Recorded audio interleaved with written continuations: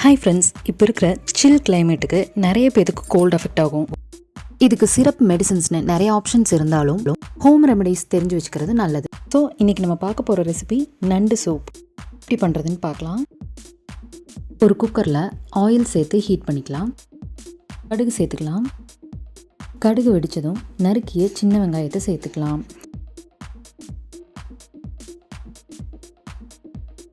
கருவேப்பிலை சேர்த்து வெங்காயத்தை வதக்கிடலாம்.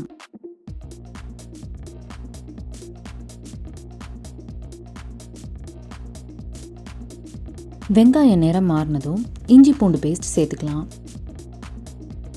பச்சை வாசம் போக நல்லா கிளறி விட்டுடலாம்.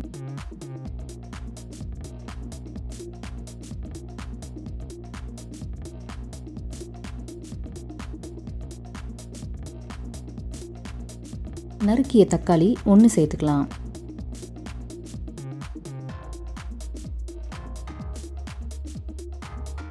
தக்காளி மசிகிற அளவுக்கு வதக்கி விட்டுடலாம்.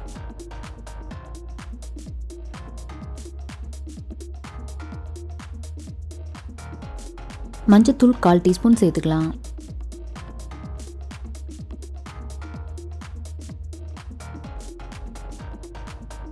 நான் இன்னைக்கு 200 கிராம் மீடியம் சைஸ்டு நண்டு சேர்த்துருக்கேன்.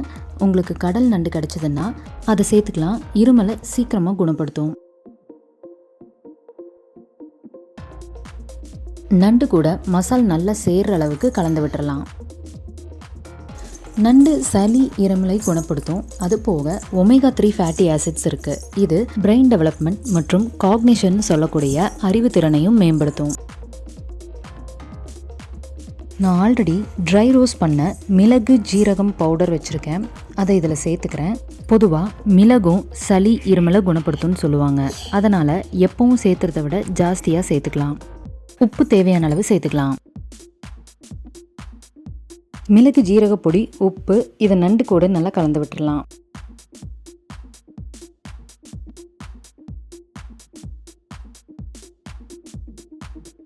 நண்டு நல்லா வேகிற அளவுக்கு தண்ணி சேர்த்துக்கலாம். நான் இன்றைக்கி 500 மில்லி தண்ணி சேர்த்துருக்கேன். ஒரு பிஞ்ச் பெருங்காயம் சேர்த்துக்கலாம். கடல் நண்டாக இருந்தால் வேகிறதுக்கு நேரமாகும். 5 விசில் விட்டுடலாம். குக்கரை இறக்கினதுக்கப்புறம் 5 நிமிஷத்துலேருந்து 10 நிமிஷம் வரைக்கும் நண்டு நல்லா ஊற வச்சிடலாம். இதில் நண்டை தனியாக எடுத்துகிட்டு சூப்பாகவும் யூஸ் பண்ணிக்கலாம். சாப்பாட்லேயும் இதை கலந்து சாப்பிட்லாம். இப்போ அதில் இருக்கிற சூப்பை நம்ம குடித்தோம்னா அடுத்த நாளே சளி இருமல் சரியாயிடும். ஸ்பைசியான மெடிசினல் பெனிஃபிட்ஸ் கொண்ட நண்டு சூப் ரெடி ஆயிடுச்சு. இதை நண்டு ரசம்னு சொல்லலாம். இந்த ரெய்னி சீசனில் நீங்களும் இதை ட்ரை பண்ணி பார்த்துட்டு எனக்கு கமெண்ட் பண்ணுங்கள். இந்த வீடியோ உங்களுக்கு பிடிச்சிருந்துச்சுன்னா லைக், கமெண்ட், ஷேர் பண்ணுங்கள். ஸ்ரீ மோனா சேனலுக்கு சப்ஸ்கிரைப் பண்ணுங்கள். பெல் ஐக்கனை கிளிக் பண்ணுங்கள்.